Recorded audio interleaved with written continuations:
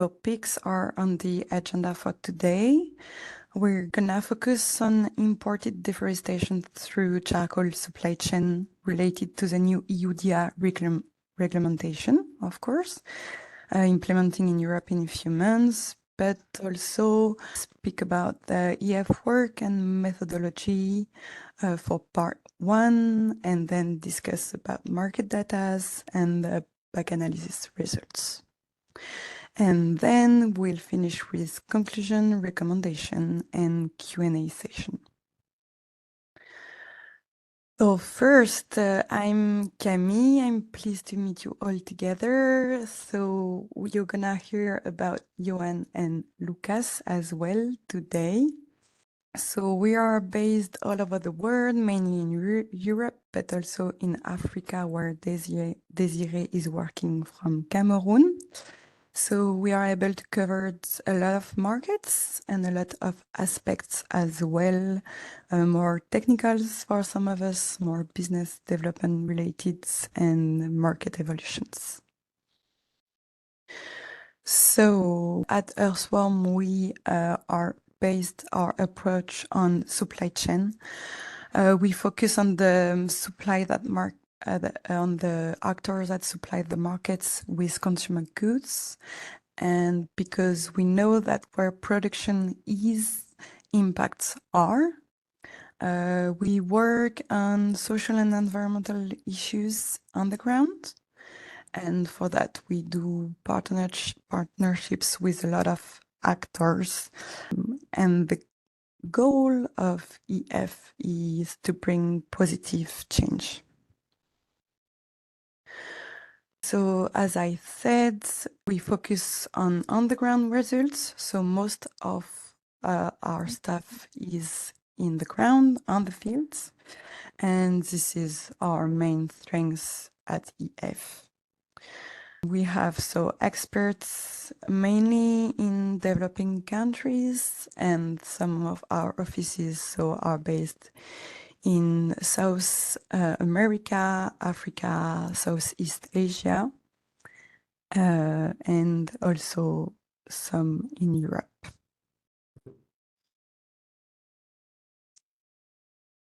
So how do we work? We have developed a VTTV methodology, so values, transparency, transformation, and verification.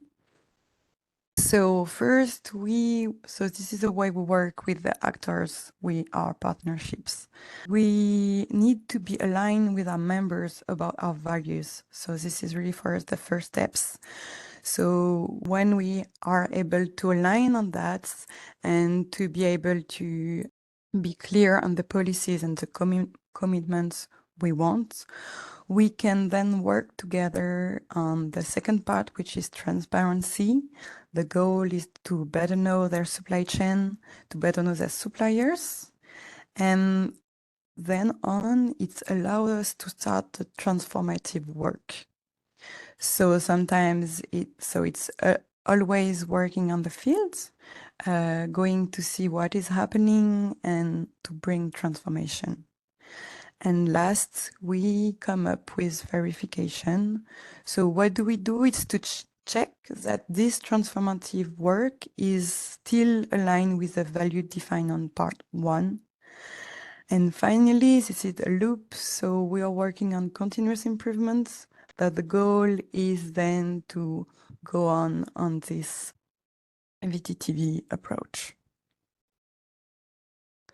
So as I said, the goal of EF is to bring impacts, of course, positive ones. We come to the table with a business mindset, but we want solutions that are practical and implementable. So we monitor and we communicate about our impacts. So for instance, so far we work with more than 30,000 farmers, more than 200,000 communities members, including indigenous communities. We are able to have impacts on more than 7 million hectares of lands. And we are able to have traceability and satellite monitoring on all the palm oil regions and a majority of pulp and paper regions, for instance. And we have more than 200 partners all over the world, um, strategic partners and on-the-ground partners as well. So we develop partnerships with various stakeholders. So this is the impacts we have today, and we are working to have more and more positive impacts for the years coming.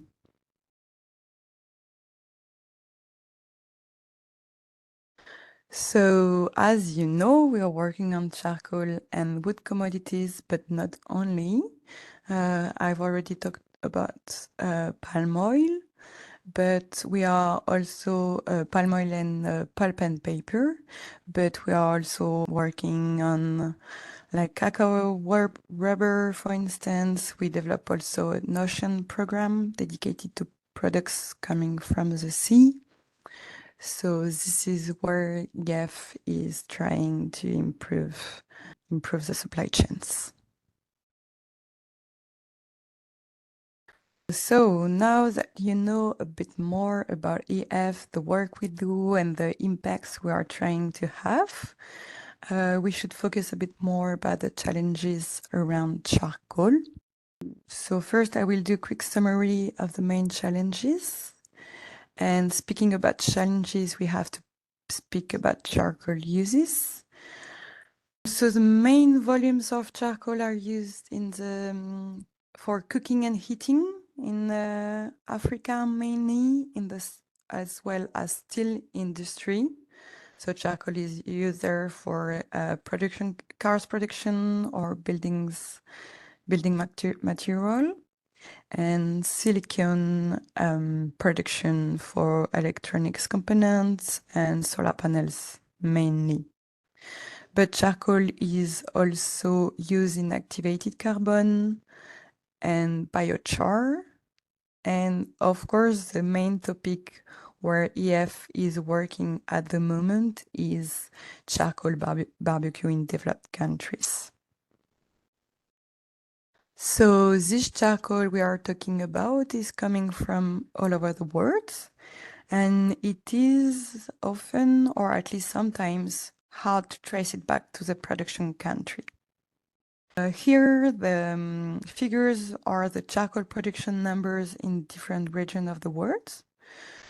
So Europe is only a small producer with about 300,000 tons of charcoal, but the consumption is largely exceeded the production capacities because Europe consumption at the moment is about 1 million tons. It means that Europe relies highly on the imports coming across the world. So far, charcoal was not included in EUTR, which is the EU timber regulation. It means that with like there is a legal vacuum which facilitates the import of wood from countries with low governance levels. So it means, of course, high risk of being linked with illegal logging activities.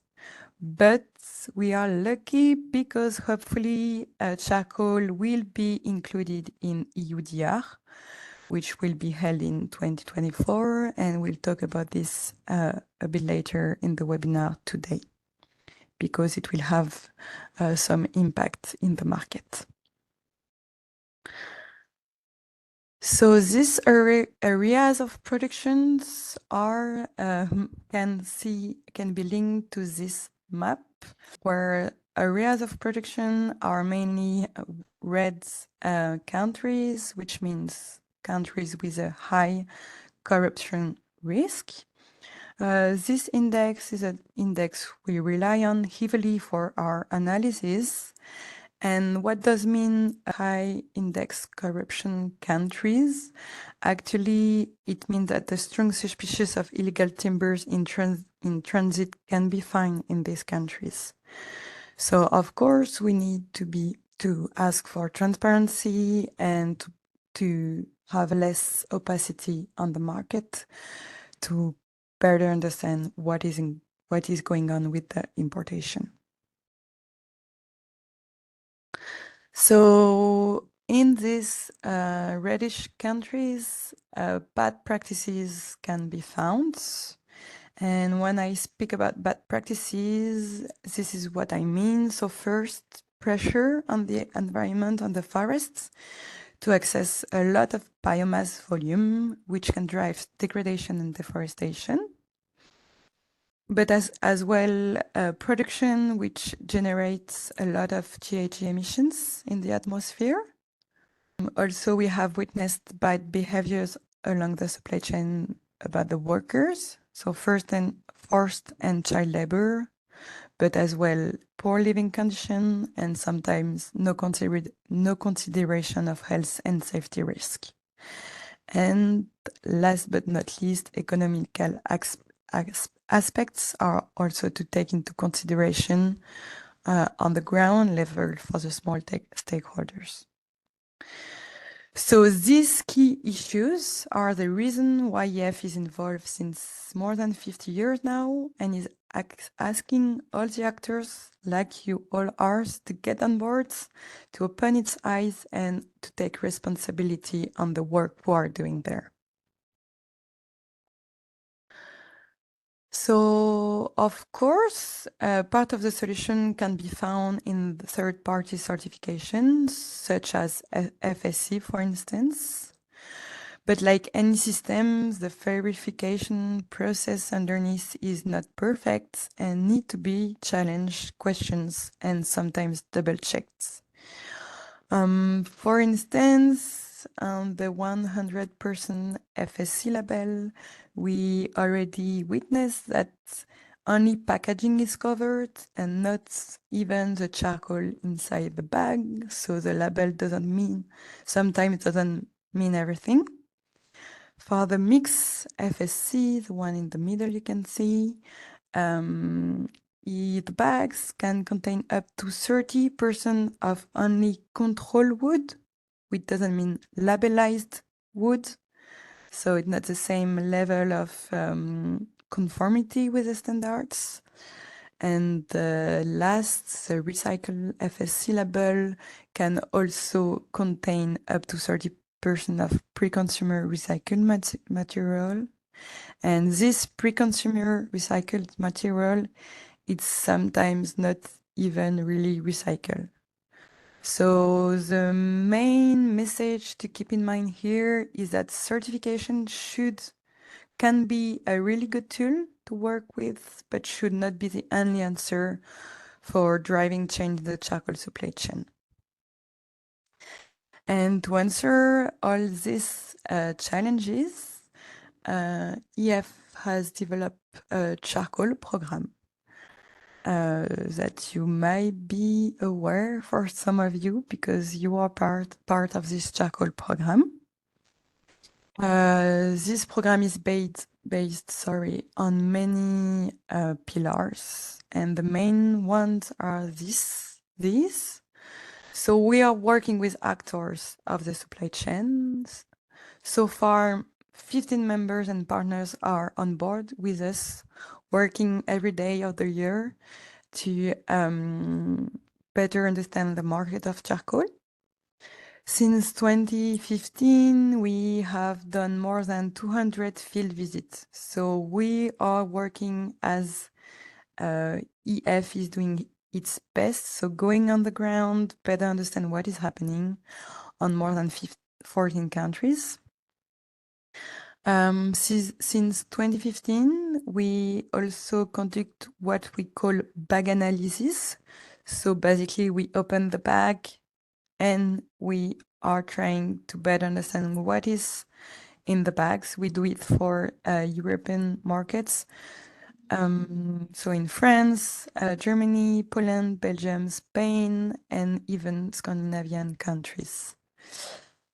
So opening the bag allow us to better understand that we need to ask for transparency. And in 2019, we have launched a charcoal transparency initiative. So the platform online allowing us to communicate about what is in the bags and what is the work that our partners are doing on charcoal supply chain.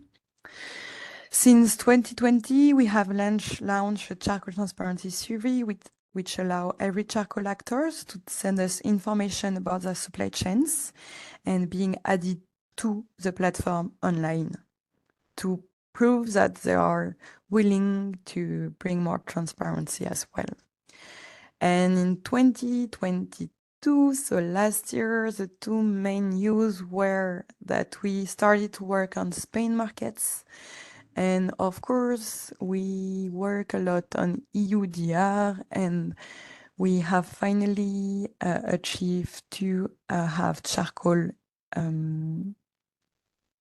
included in the regulation.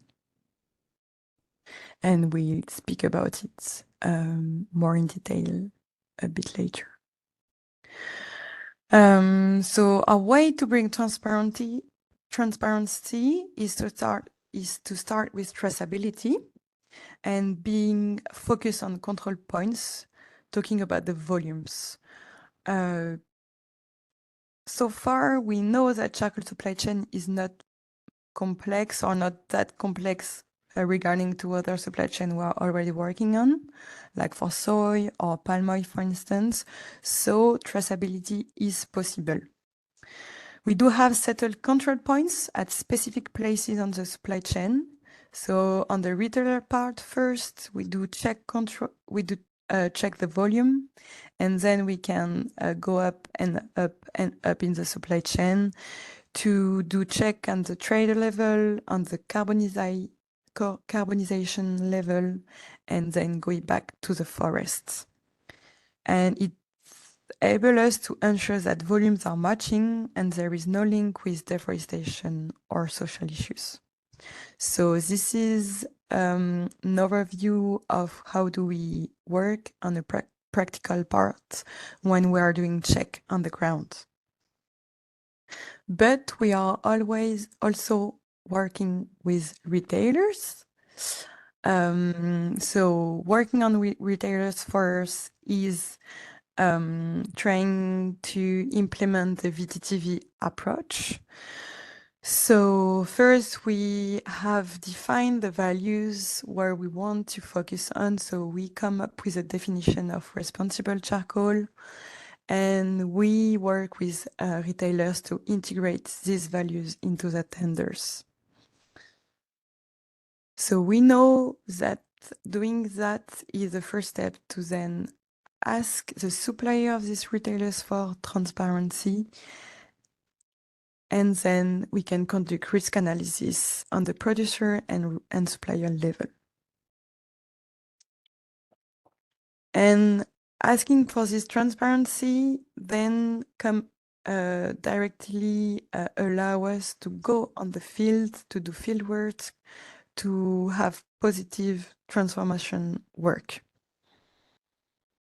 And as you know, EF is working on the improvement process, so we keep going on the field to have this continuous improvement process.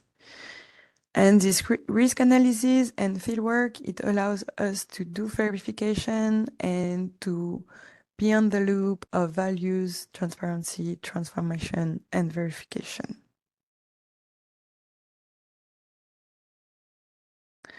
So to conclude a bit about the EF work, we are working from the forest to the retailer through the whole process. So we are working with traders, packing actors, and production industry.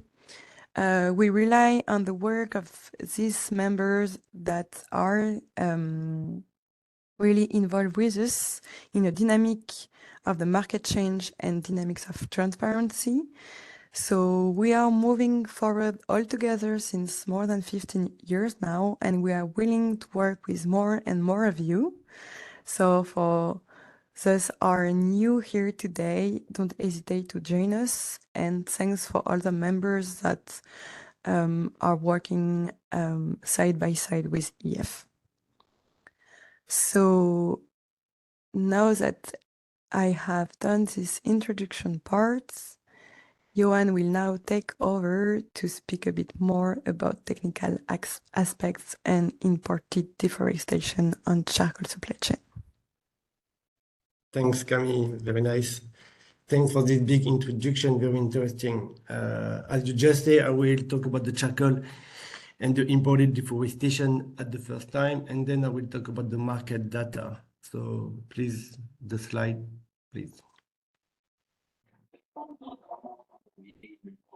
Yeah.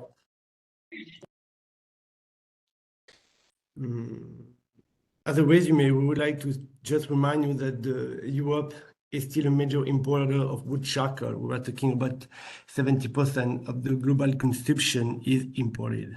And then you have seen before, part of the charcoal comes from countries with high risk of deforestation. And up to now, there is no regulation about this wood charcoal. It was exempt from the EUTR, whereas many other commodities were already included. But, and again, the production of wood charcoal is a driver for degradation in subtropical and tropical countries. For the guys who don't want to involve themselves in traceability or in transparency. The Europe has a big charcoal footprint and big question of gas emission. So we had to analyze this to prove and demonstrate the number of hectares used to produce our consumption of charcoal. So, thanks to the help of one partner, one member, one Earthworm partner we work with, we had the opportunity to make the estimation and to advocate this calculation to the European commodity. The slide, please. And the result is there. You all know, I believe, now that the charcoal for 402 wood charcoal included shell or not charcoal, whether or not agglomerated, we are also talking about briquettes. We are now in the new EUDR. I will take a couple of slides to show what is EUDR and what are the main steps for you. I won't go so much deeper as Earthworm already provided a couple of training for its members. Just a final highlight about the figure I put in red. The charcoal is about 17,000 hectares of deforestation every year. It means that it's as big as cacao and as big as coffee. I really thank the guys who help us to do that. And I really thank all the members working on transparency and traceability for years now. I believe that this new regulation, you're almost ready to be compliant, and it will help you to put you on a better place as you already done the job we all request for the world. Just like this. Goals. This is quite easy to understand. Deforestation, but also another point we don't know all is about the degradation of the forest, because it's easy to understand what is deforestation, but it's not as easy to talk about degradation. So the EU will work on it to explain what is degradation. The goal is, of course, the deforestation, but also, of course, contribute to the greenhouse gas emission and the big loss of biodiversity. We are doing a very good game, and hopefully we will, all the engaged people have better results with this new regulation. Just a few dates for you. So the law is now on. So we are June 2023, in the middle of the slide. So for the big company, you will have to be ready by December 2024. And for the small company, you will have to be ready by June 2025, 24 months. We strongly believe that the first year, it won't be about sanction. It will be more about understanding the process, adjust ourselves, the rules, the situation, and see in the real world what is going on. So it would be the year of compliance before the year of sanction. So the next 2.5 years will be the one we will work and hopefully review on this question. Slide. Just to inform you, because I saw in many countries that sometimes somehow the wood for charcoal is not coming from forest. But okay, it will be okay for a year. But in June 2024, the other kind of forest will be considered to be included in the program of the UDR. So don't just avoid to work on that. If you are coming from grassland, from peat or something like that, or any kind of small forest, you will have to prove with evidences about the lack of deforestation. And in 5 years, the global question about the impact, because we are talking about impact, we will be reviewed by the EU to see if we have to change to achieve the goal of deforestation, biodiversity, and greenhouse emission. Yep. Very quickly and briefly, this is the 3 main steps we will work on. The easiest one is the first one is about the data collection, because everybody, the small, the big, for the smallest and the lowest risk country will have to do it. This is about getting for your product, the product description, the amount of product, the country or the region of origin. It will change because we understood from the last update that the risk for a country could be dedicated to a specific region of this country. You will have to be able to say, to prove that this bag of charcoal comes from this place of the world, this camp, this farmer, this region of the country. And if the place is bigger than 4 hectares, you will be able to polygon to prove that there is no place. You will have to provide supplier contact, customer contact, and the most difficult stuff will be to have conclusive evidences about food deforestation, and that to be sure that you can prove that there is no lack with the legislation of the origin country. If you have all of that and you supply from a small country, you'll be able, this is done for you. You have nothing to do, only put it on the system, but it is quite easy. But if the situation is a bit more difficult, and it will be a bit more difficult, then you will have to go to the risk assessment. What is risk assessment? Because the EU will define the high and low and medium region and country about the risk of deforestation, you will have to use this data to add and to collect different kind of information about the already presence of deforestation. What about the community? Is there any complaints with the community in the place I supply? The level of corruption we were talking just before about the risk for the country. Is there any armed conflicts or lack of transparency in this place? As we believe that the chain of is for the charcoal is not the biggest and the most complex one, but still, if we are talking about mixing from charcoal from many countries, from many places, to put it in the same bag, and we saw that sometimes, it will be more difficult to prove that in this bag there is nothing linked to the deforestation. Is there any concern already raised? We're talking about a couple of countries later. Is there any concern we can look at before saying that there is no risk of degradation of the forest? And of course, we talked about that, but it won't be just easy solution. It's one part of the solution. Is there any third-party certification that can help you to prove that the place where you supply is okay? If it's all good, it's all good. You can go to the system and it's done. But if it's not good because there is risk, we analyze risk. There we will have to go more in deeper question of mitigation. So as for additional information, data documentation, doing independent audit, it will be mandatory for the big company and another way for the small one. And we would like to highlight there that the question is to support the local producer, is not to avoid them, is not to shade on them, is okay, or we can work with the local partner for better transparency and avoid any deforestation. If everything is not clear enough, too much corruption, there is problem with your chain of complexity, you won't be able to sell the product on the market. You won't be able to sell the product on the market. This is quite amazing.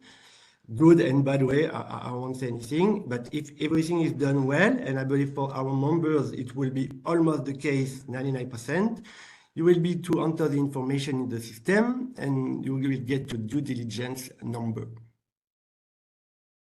Very good.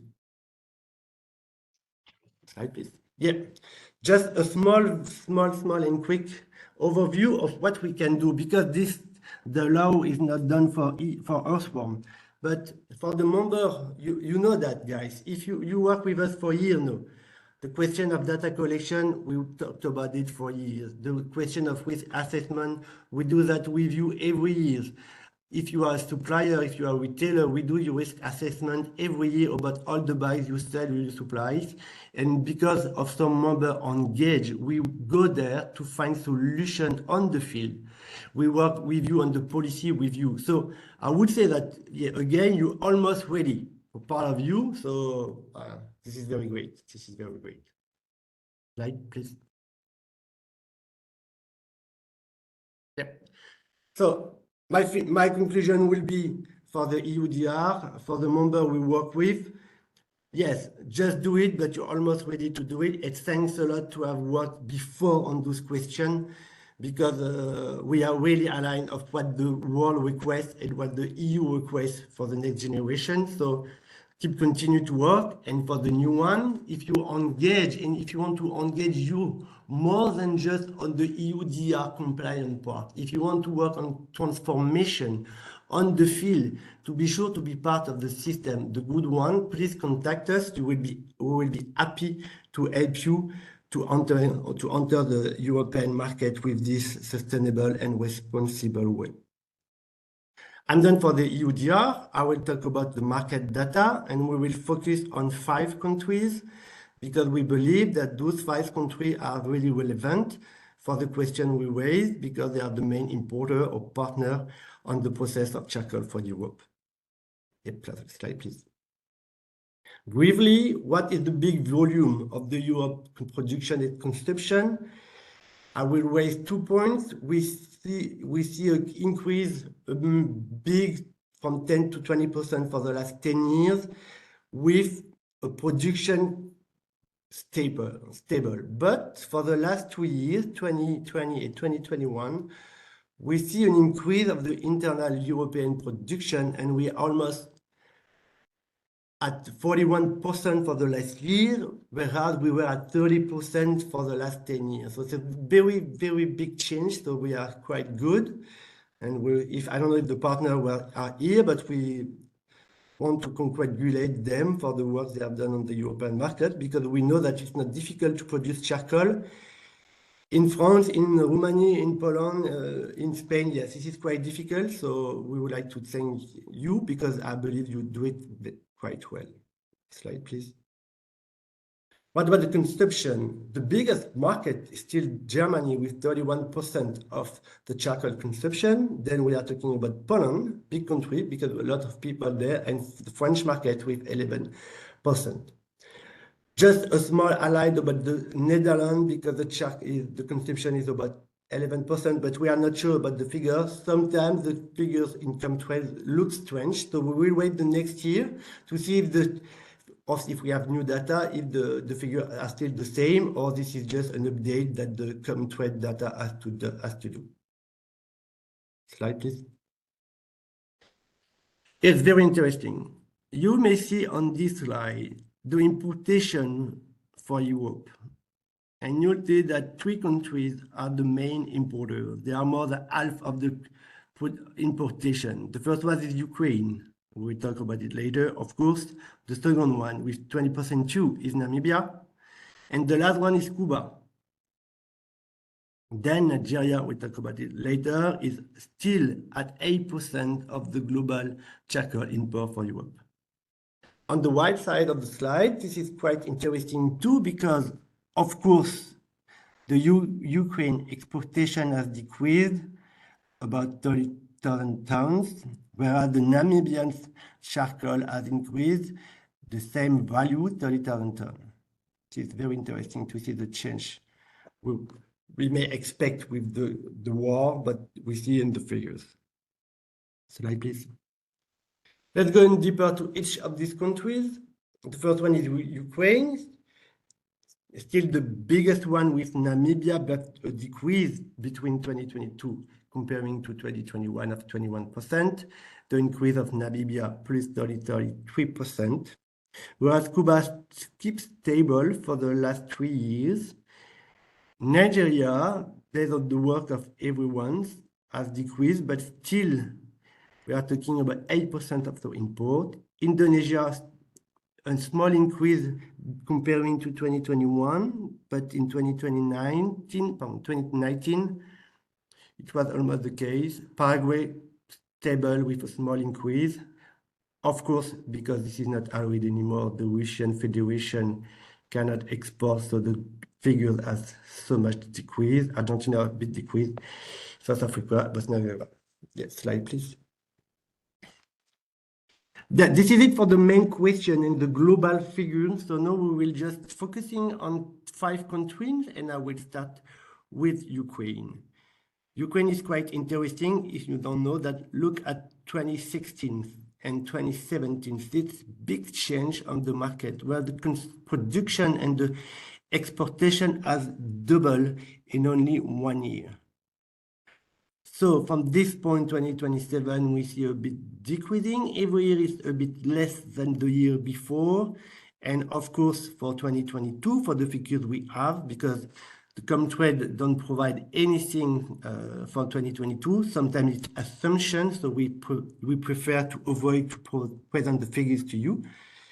So we saw the decrease, but what we see on the floor, on the field in Ukraine, said basically it was quite difficult to have some, for the producer, it was difficult to find guys able to work on the fabrics to produce the charcoal. It was very difficult for them to find the right guys. For the retailers and the importer, it was difficult because it was a bit of complexity to have the product delivered to the country. But on the west part of Ukraine, we had a couple of calls with partner over there. It's quite stable anymore, and the production, I won't say it's almost as before, but still be something very interesting. I will just highlight that the main exportation country for Ukraine is Poland. For a few countries, we just did this small summary. What do you work with your partner on a Ukraine business? Can we work with them? What is going on over there? So just to highlight what we believe for Ukraine. Earthworm first want to be as supportive as possible for the partners working in Ukraine, the one wanting to work the right way. And we already work with partners supplying from Ukraine, and they are doing quite well. And we are going back to CCS online, and we work with them in the coming weeks. But still, just for you have to know that Ukraine is a high-risk country about deforestation, and the corruption index is 33. So it's quite not good, I would say. So if you want to work with Ukraine partner, please do, but keep that in mind. High risk of deforestation, complexity of the process sometimes. Please ask for transparency and traceability. And if it's the case, keep going with the partner you already work with and the partner you already know and you can trust, because you work with them, I work with them, and we all work together. And of course, as I say, ARF will continue to care about its partner dealing with Ukraine, whatever will be the next step of this difficult question. Slide, please. What about Poland? I was quite surprised about what we discovered in Poland this last year. We have a lot of partners working, a lot of Polish partners, very good ones. We work with them often. We've been there last month. It was very interesting to work with them. But let's look at the figure. This is quite interesting. We saw from 2012 to 2020 an increase of the export, an increase of the import, and an increase of the production, with a small decrease for the last 3 years. But something I want to highlight to you is for the year 2021. This is the first one that the import are lower than the production. That means that for years, the Polish market was just a transit country, import then export. from Ukraine for any other country. No, they have the ability to produce. And they are one of the biggest country, maybe the biggest one producer of charcoal of Europe. Final point concerning the, maybe just back. Yeah, on the right side, you will see where the charcoals come from. Ukraine is still important for the Polish market, about 41%.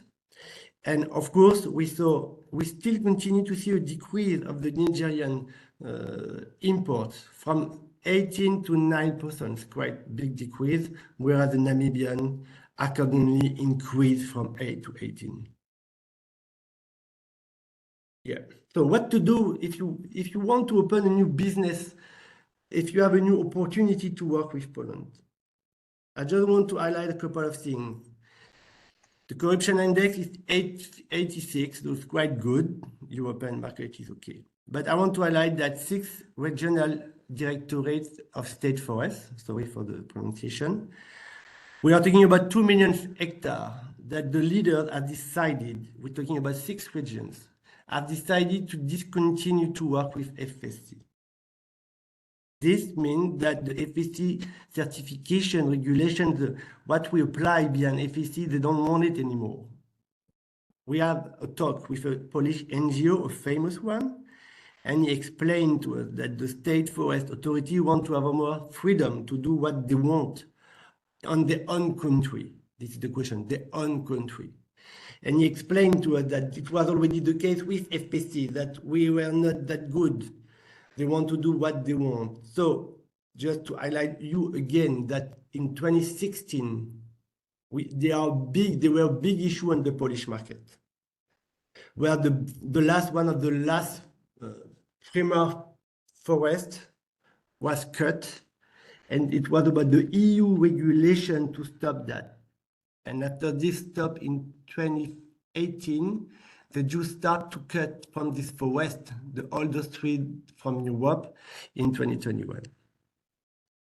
We won't say that Polish market is not good. Again, we trust partners and a lot of business managers over there. But I believe that we will have to continue to ask about traceability and transparency and the evidences about what is going on. Where does the wood come from? Is it something we are okay about? Do we will hide ourselves only about, okay, this is the Polish market, this is Europe. Is it enough? No, I don't believe it will be enough anymore for Polish. And I'm afraid, but I'm not sure about it, that probably a couple of NGOs will take this and they will highlight the situation of the Polish market. And I don't want my partners to be, if they do a good job, I don't want them to be highlight the worst way. So please keep work with your partner, reinforce the partnership you already have, ask questions, and if you start something with a new partner, ask for traceability, transparency. And of course, we can send if we need. If you need, we can send our partner, and we do have Earthworm forest expert. We come from forest, so if you have any question about the forest situation, please contact us. Let's talk a minute about the Nigeria question. This is quite interesting. In 2015, the Nigerian government decided to ban the charcoal export and any other wood product. It took five years for the European market to start the decrease of importation from the Nigeria question. So in 2020, it was just more than 50,000. In 2022, we are just below the 50,000 tons of charcoal. This is quite surprising for me because I'm quite new in this situation, but still the business, the government say no, and the European market still continue to import charcoal. This is quite difficult, and I want to thank, I was not there at that time, but I remember that retailers decided to ask for transparency and traceability a couple of years ago. It's not against the Nigeria question. It's not about is it linked to deforestation, whatever the country. So because the retailers have decided to transparent, ask questions, where does it come from? And with the lack of trustability, you decided, retailers, to go from, well, a mess, we don't know at all, we cannot check, to something better. And this has helped other partners, sometimes the same ones, to raise a new business from no deforestation country. So, next slide, please. We are not against Nigeria. We believe that everyone has to work, a tree is a tree, and if there are somewhere in Nigeria, someone wanted to do good business, if he's able to do that, because sometimes it's quite difficult with the organization, the not very good organization, we will try to help. But if you want to work with Nigeria, please be sure try to find solution for deforestation, illegal wood, and social issue. So it will take time to you. You will take time, so you will have to request documentation as EUTR or EUDR for the next year. Of course, as for transparency, you can send us everything you want. We can analyze this, and we can go there. We may not go there because this is very risky for us to move, but we may find for you local partners to have another point of view and to provide a global answer of the situation.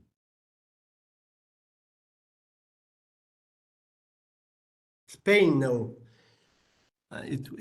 As we explained to you, we invest a lot on Spain. We believe in Spain, and no, Natalia is on. She's doing a very quite good job.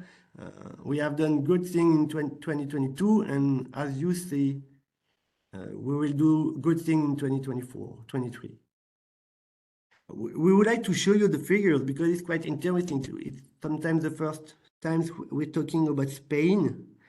Just check the volume of export between 2022 and 2021. More than double. We are now about 80,000 tons of charcoal, comparing to more than only 30,000 tons in 2021. And see where does it come from? It comes from production. This is the gray line. It's come from production. The production has doubled too, is almost 80,000 million tons. This is quite amazing. So big change for this market. One of the points very important for us at Earthworm is that Spain is the door for the Latin America country and charcoal exporters. So you can see on the right part of the slide that 42% of the import are coming from Cuba. Then Paraguay for 80%, Portugal. This is quite logical. We were in Extremadura 6 months ago. It was so close to Portugal, and the same feeling for the both country. And then we are talking about Venezuela. In Indonesia, I know we have someone from Indonesia also work with the Spain market. But we want to show you that what we have done in 2022, what we did in 2022, we did the Spanish version of the charcoal transparency website. So our website where any retailer or supplier is able to check what is the strategy, what is the goal, what is the engagement of a brand. We did it we translated it to Spanish. We did, thanks to a member, our first bag analysis in Spain. This is very cool. And we visit Extremadura and many producers. This is quite interesting. I was so surprised about the Spanish market, and I invite anyone working on the charcoal to go to see what happened in Extremadura. This is quite like the smallest or the oldest villages of charcoal producer in Europe. I strongly believe this is something we have to protect. We have to enhance too. I'm talking about the gas emissions, traceability, but there is something quite magical in that place, and we are happy to work on this one. And maybe the best thing we have done talking about the Spanish market is to work with Natalia. Natalia did work for Earthworm in Mexico for 10 years, and for the 2 last years, no, she does work for Earthworm in Spain. She's Spanish at the beginning, so she's doing a very good job. And she started a very difficult country and on charcoal and any other commodity the retailer requests. So very quite good. And next slide, please. For the next year, as we believe in the Spanish market, we have 4 main orientation to do in Spain. We will do our first dedicated webinar in September, only for the Spanish actors. We will help the guys, okay, for transformative action on the EU DIR part, whatever the charcoal come from. We'll do our second bag analysis, and we'll continue to involve, engage, and discuss with the retailer, the producer, a lot of production of charcoal, and the importers. Yep. The last but not the least, we had the chance with Camille to go to visit the Namibia's charcoal industry in Namibia. It was beginning in April. It is a beautiful country. I strongly believe it. It's a country where we have to invest ourselves because the guy over there, the biodiversity over there, the bushing question is something Europe has to work on. And as the Namibia is so connected to Europe on the charcoal part, because we saw that in this presentation that 20% of the import are coming from charcoal. We have to care about it. I believe we have to care about it, and we have to care about the guy. We visit processing sites, farms, and stakeholders. It was so interesting. And our goal now is to develop a partnership, a project, a long-term way with the Namibia team, partners, and stakeholders. Just a few figures on the next slide. See the increase of production in the yellow line and the export that is so close from the production. And we would like to show you that half of the production of Namibia's charcoal is for the Europe. So we are so connected with them. One last thing for the one knowing more about the Namibian market, how it works, because the charcoal is made on the field. But we saw the first industrial plants in Namibia. So something is changing, and we believe that this first step could be a good option for the whole process, in especially about the gas emissions. And we trust that the workers on the field will be part of this new way of doing charcoal in Namibia. Our action plan and recommendation, and please join us if you want to work on that. This is the 3 main conclusions we believe in at the end of the visit. Earthworm still continue as to support FSC. We saw that in Poland. And he has to do it 2 ways. The first way is to work closely with the group scheme over there, with the FSC representative, with the FSC farm. So being there in Namibia to work with the farms behind FSC. And Earthworm has to ask you guys to continue to request only FSC charcoal from Namibia. This is not possible. And EU DIR won't accept it, I believe, when it will be from grassland, to import charcoal with no regulation at all. Nothing happened. FSC is not perfect, Earthworm is not perfect, but altogether we can achieve a couple of good things. We believe also that there is no easy solution for the worker on the field, mainly Angolans. We believe that this is in a collaborative approach, a cooperative approach, that we can find solution for farmers and for workers together. There is no solution good for farmer, it is not good for worker, and it would be the same the other way.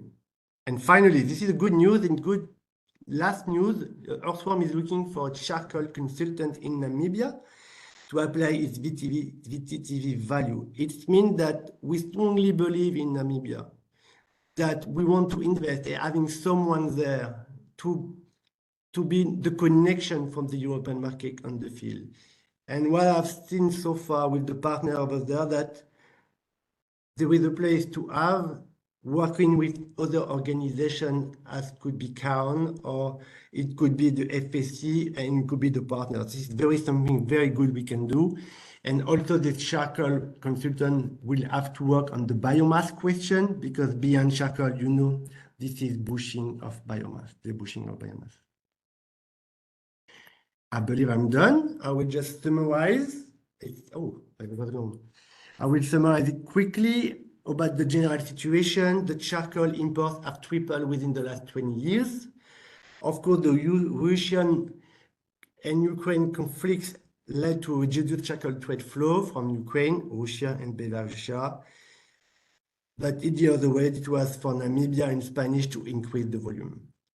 Just to be specific, to just remind you that Ukraine decrease, Namibia increase, Spanish huge increase.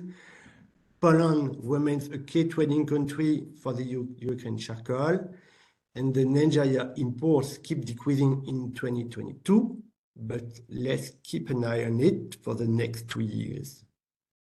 I believe I'm done. Yeah. Thank you so much, guys. I will let the mic to Lucas. He will present our bag analysis. Yeah, thank you, Johan, for this very energetic call for traceability, transparency, and for the presentation of Europe's main supplying countries. So I think we have a very sound overview now, and let's go to Earthworm's charcoal bag analysis, one of our key tools to measure transparency and market patterns. So the Earthworm bags analysis is a tool developed in 2015 with a simple idea of, okay, so how is actually the market composed? So if we go to a store and if we buy charcoal bags, what do we find inside? What's written on them? And what kind of conclusions can we draw from that? So we do this analysis, as said, since 2015 for Germany, Poland, and France. We have the most continuous data set and numbers available. As Camille introduced, we did the analysis also for Sweden, for Spain, as well as for Belgium. And generally, we have over the years analyzed more than 400 products, and in 23 altogether, 98 products in total. Quickly, how does it work? So we collect bags, we collect information written on the bag, we measure the apparent density. Apparent density measurement is a tool for us which is linked to the type of wood inside this bag. Over the years, we have developed quite a holistic data set and ranges of data, so that allows us to say, okay, that's temperate charcoal, that's tropical, subtropical charcoal, and that's, for example, mixed. Then we check if the analysis done so far does match with our visual inspection. As some of you know, and after carbonization, some types of wood, not all of them, of course, but some types of wood, especially temperate wood, is still recognizable after carbonization. So you see the cell structure. So we do that as well to conclude at the end our results. And I represent to you now for the 3 markets, Germany, Poland, France. Quickly, the indicators declared wood origin. So did the companies write down information about the wood on the bag? What type of wood did we find inside the bag? And what's the certification status? Is it certified FSC, PAFC, or other? Let's jump into France. Here you have the timeline from 2015 to 2023. In orange, you see the declared wood origin, yes. And in white, you see no. So was something written down on the bag about the product origin. And in France, similar to the last years, we see basically 52% of all samples did not provide any information about the wood origin. So this value is more or less the same. If you, it varies from 40 to 60%. So we are right now in the middle. Nothing much to say. We invite you to keep on pushing for more transparency and write the product information on the bags. So next, please. If we look on Germany, it's a bit different. So again, in orange, you see yes, declared wood origin, and in white, you see no, non-declared. And in Germany this year, we see an increase. For this year, we see an increase in written down product information, wood origin. So we have around 47% declared products. So was written down, and 53% of the products were not written down. If you take 59%, you have 59 products, you have 30 more 50-50, you have 30 products where it was declared and 30 products where it was not declared. And I want to highlight that 12 of our samples had declared origin Namibia, and this allows for the small conclusion that due to this declaration of the origin Namibia, we see the increase from the last year of only around 30% of the products were declared to now around 50%. So next slide. If we look onto the Polish market, we have some mixed results. However, as already introduced, Poland is a key market also now in terms of charcoal consumption. Consumption is increasing of barbecue charcoal, as well as already said, production is increasing. So we would like to provide you these results. Generally, the level of declaration on the bags about the wood origin, wood charcoal origin is low. However, in 2022 we had an extreme event. We had some different data there. However, we could say that around 30% of the products are declared and 70 are not declared. So please, next slide. Let's have a look on what did we find? What type of wood did we find inside these bags? And here you see the slide for France. On the left side, you see the temperate samples we found in percent. In the middle, you see the tropical, subtropical samples we found. And on the right-hand side, you see the mixed samples. And in France, we had in generally more temperate than tropical samples over the last year. So you had an increase in temperate samples, and then since 2021, you see a decrease, and this decrease continues as tropical and subtropical samples increase. So in 2023, we have 71 of our samples were of temperate origin, 24 of tropical and subtropical origin, and 5% of mixed origin. So, however, I want to quickly focus on the tropical and subtropical samples. Here, 40% of these did not provide any information. So it was not declared where this product comes from. However, we did find tropical, subtropical, tropical chocolate inside. So this is for us a concern. And here we would, ask you to pay attention to these topics and issues. So next slide, please. Germany is a bit of a different situation. Generally, it was also the same trend was observed. So temperate products were increasing and decreasing again. However, not in the same ranges as France. So it was always more leveled. But the most interesting part is that we see now in 2023, we had 53% of all our samples from tropical, subtropical origin. And this is the trend continues. We already saw since 2021. However, also here the call, 39% of these, same as France, of these tropical samples had no declared wood origin. So also the call here, please watch out. And please declare the information on the bags. That's it. Thank you. And for Poland, also changes in the market patterns. So we had normally in the past, so 2018, 19, 21, 22, we saw that more tropical, except 1 year, more tropical wood on the Polish market. This now changes. Last year we had more temperate wood. This year we had more temperate samples and less tropical samples. This can be linked to an increase in domestic production, and also, for example, to the case that more Polish produced charcoal and or Ukrainian imports stay on the Polish market. So certification. Certification for us is also a bit of an indicator to see how is the market composed and what are the requests for sustainability. And here we see a difference between France and Germany. I want to say that before. So historically in France, FSC is lower. So the FSC certified products are lower than in Germany. And you see that PEFC, for example, is in France the dominating certification scheme with 33%.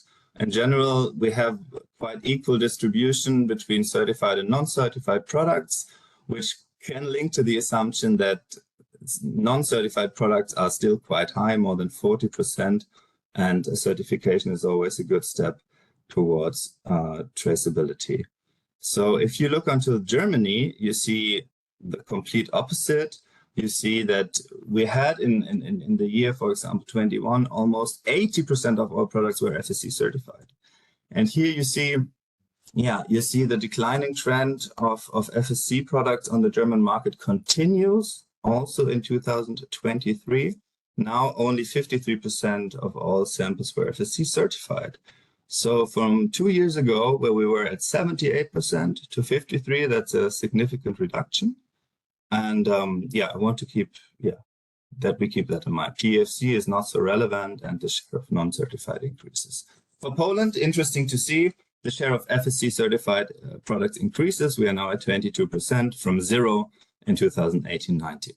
So FSC is taking up in Poland.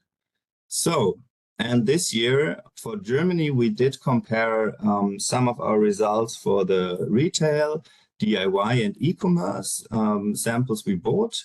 And here I present you the indicator declared wood origin and level of certification. And it's interesting to see, and not so far away from what we also assumed. Of course, on the retail level, you have a higher declared, you have more declared information than on the e-commerce level. So in the ranking, it would be on the retail level more declared, then comes the DIY, then the e-commerce, and the same for certification. So around more than 65% of our products in Germany on the retail level were FSC certified, so 10% more than the average. And on the e-commerce level, for example, more than 80% were non-certified. So keep that in mind. And this link to that's okay. Thank you, Camille. Keep that in mind. And our conclusion for the 3 countries is, so France, the proportion of undeclared wood origin is still high. The share of tropical and subtropical samples increase, whereas temperate samples decrease. Certified charcoal remains low. Only 43% of all bags were certified. And PFC is the strongest certification system. For Germany, the level of declaration on products and wood origin is increasing again from a very low value last year to let's say 47% of all products had information written. So it's an increase again. The share of tropical and subtropical wood is higher than temperate wood, first time since 2016. So the trend is increasing and keeps on, more tropical, subtropical wood on the market. The level of certification keeps on decreasing. That's a bit worrying for us to see. And for Poland, we see generally low information about the wood origin. However, the share of temperate charcoal increases as well as the level of certification. So these are our main results from this year's BACS analysis. And also, just give me 1 second. Also here, it's interesting to see that the custom data analysis we provided to you sort of was confirmed with our BACS analysis. So for example, the topic of Namibia, around 18% of all our samples had Namibian origin as declared origin, and 20% of the charcoal imports in Europe are from Namibia. So yeah, just with this in mind, I hand over to Johan for the conclusion. You're on mute, I think. Thank you, Lucas, for this presentation of our bag analysis. And I would say already thank you to you two, Camille and Lucas, for the presentation you did, the work you do for the last 6 months with us. So I'm very happy to work with you too. I did it. For the question of the conclusion of today.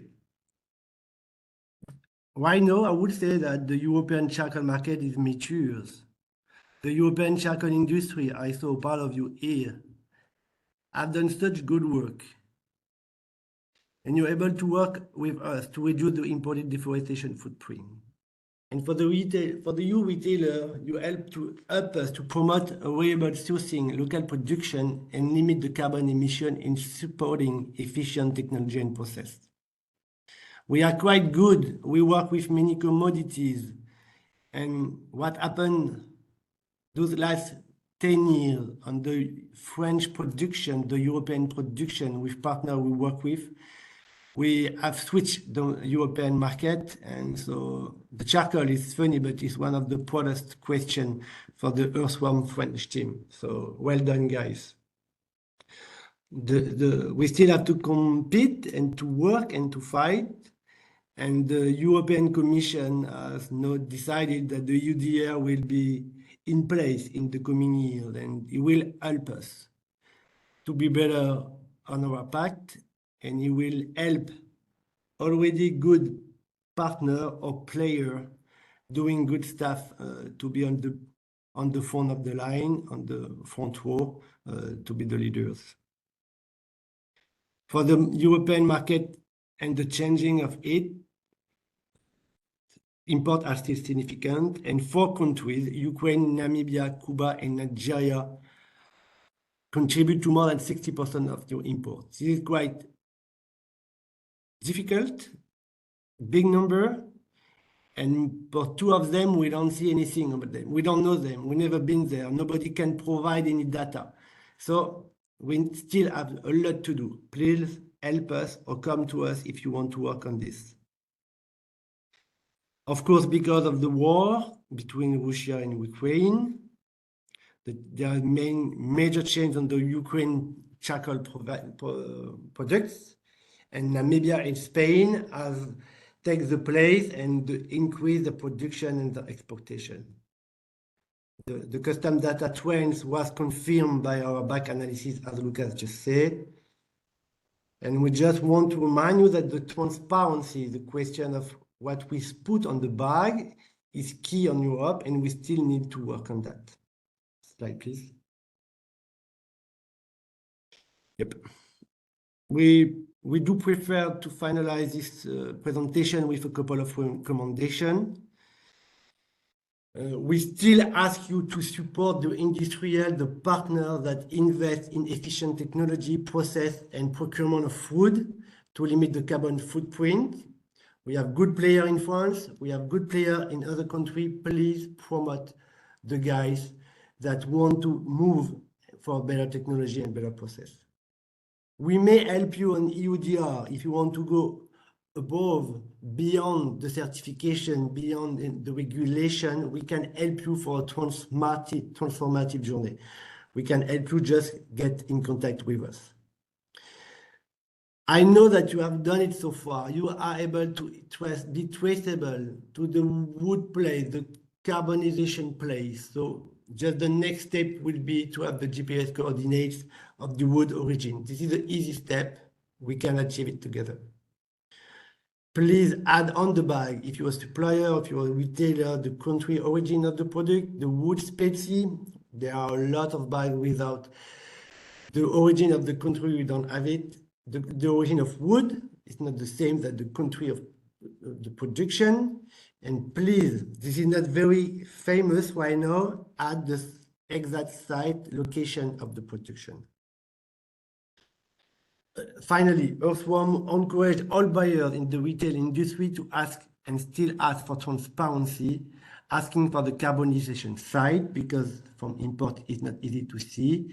And if you are a supplier or you're a retailer, if you need to provide any kind of transparency, Earthworm did put in place a survey, charcoal transparency.org, a questionnaire, Excel and Word, when you can explain your process and you can share it with your partner. This is free of charge for anyone. This is free of charge for the supplier. This is free of charge for the retailer.